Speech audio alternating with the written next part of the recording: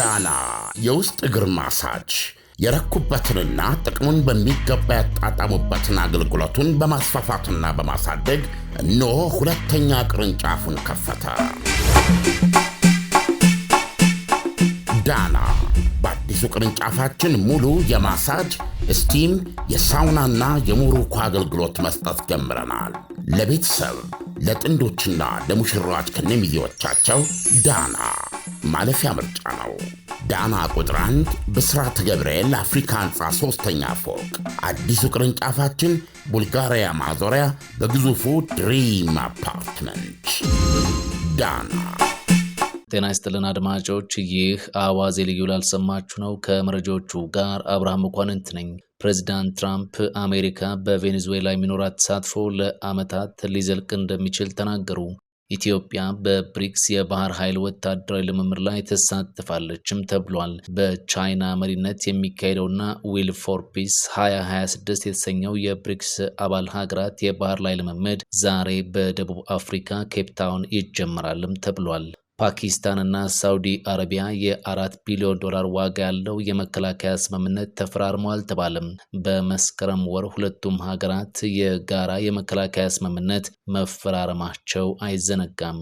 ሩሲያ ወደ ዩክሬን ጦራቸውን የሚልኩ ሀገራትን በቀጥታ እንደምትመታ ይፋ አድርጋለች። ሩሲያ ምዕራባውያን እንዲያርፉም አስጠንቅቃለች። በሶሪያ የመንግስት ኃይሎችና በኩርድ ተዋጊዎች መካከል የተኩስ አቁም ስምምነት ታውጇል ተባለ።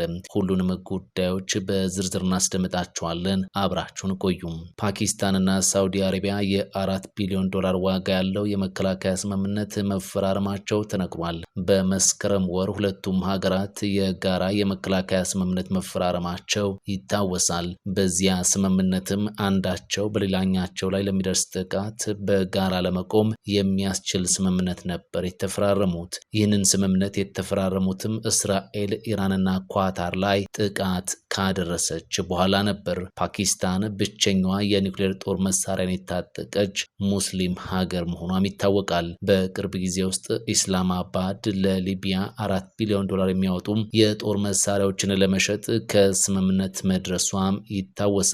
ኢስላማባድ JF-17 የተሰኙትን ተዋጊ ጀቶችንና ሌሎችን መሳሪያዎችንም ጭምር ነው ለመሸጥ ከስምምነት ላይ ደርሳለች የተባለው። ባንግላዴሽም እነዚህን ተዋጊ ጀቶችን ከፓኪስታን ለመሸመት ንግግሮች እየተደረጉ እንደሆነ ፈርስት ፖስት ዘግቧል። JF-17 የሚባሉት ተዋጊ ጀቶች በቻይናና በፓኪስታን የጋራ ጥምረት በኢስላማባድ ነው የሚመረቱት። የመጀመሪያው ስሪትም ለአገልግሎት የበቃው በ2003 ሲሆን የመጨረሻው የተሻሻለው ስሪት ደግሞ በተጠናቀቀው 2025 ይፋ መደረጉ ታውቋል። ይህ የጦር ጀት የፓኪስታን ዋነኛ የጦር መሳሪያ ሽያጭ የገቢ ምንጭ እንደሆነም ይነገራል። በ2015 ማይናማር ይህንን ጀት የገዛች ሲሆን በ2016 ናይጄሪያ 3 ጀቶችን እንዲሁ ገዝታለች። በ2025 ደግሞ አዘርባይጃን እነዚህን የጦር መሳሪያዎችን ለመሸመት የ4.6 ቢሊዮን ዶላር ስምምነት ተፈራርማለች። በተመሳሳይ ዓመት ሊቢያም የ4 ቢሊዮን ዶላር የጦር መሳሪያ ግዥ ስምምነት ፈርማለች።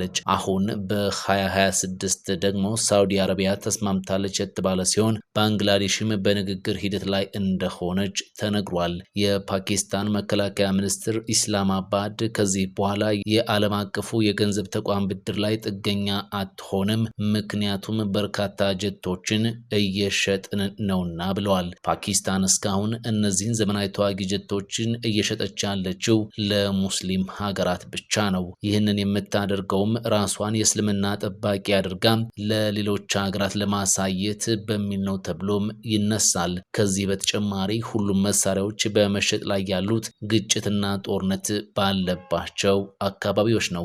ማይናማር በጦርነት ውስጥ የምትገኝ ሀገር ስትሆን አዘርባይጃንም ከአርሜኒያ ጋር ግጭት ውስጥ የምትገኝ ናት። ሊቢያም እንደሚታወቀው ለበርካታ ዓመታት በእርስ በርስ ጦርነት የምትታመስ ሀገር ናት።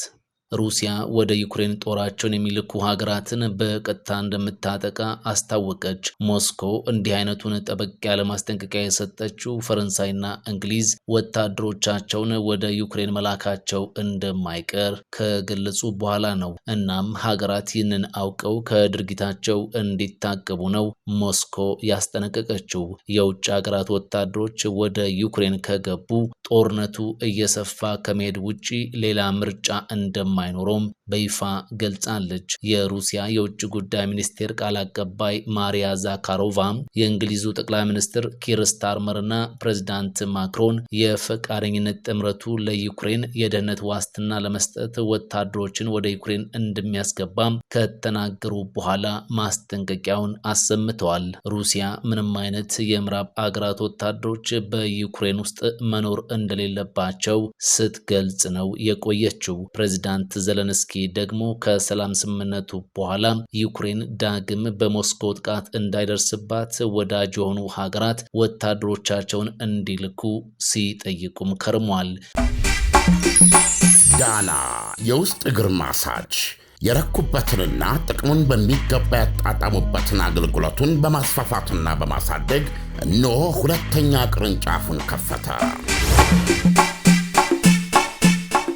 ዳና በአዲሱ ቅርንጫፋችን ሙሉ የማሳጅ ስቲም፣ የሳውናና የሞሮኮ አገልግሎት መስጠት ጀምረናል። ለቤተሰብ ለጥንዶችና ለሙሽራዎች ከነሚዜዎቻቸው ዳና ማለፊያ ምርጫ ነው። ዳና ቁጥር 1 ብስራተ ገብርኤል አፍሪካ ህንፃ 3ኛ ፎቅ።